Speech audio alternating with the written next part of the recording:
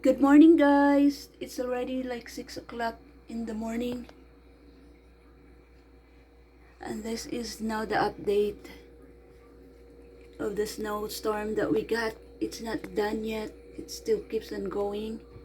There are already some power outage in our area, so I have to go now and then do some shoveling.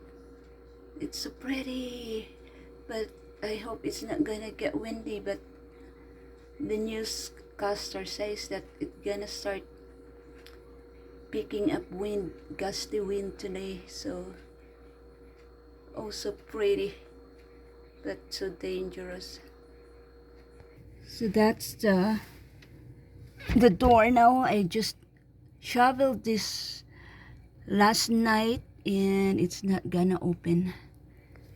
It's already like 8 inches of snow. That, how deep is it? And that's so pretty. Oh, beautiful. That's how. So, can you do that? My God. It's like you live in Alaska. This is like Alaskan snow.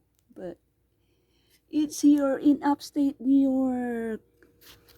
Upstate New York, the notorious place where the snow keeps on going and going. That's how. Can you believe that one? That one, I shoveled that last night.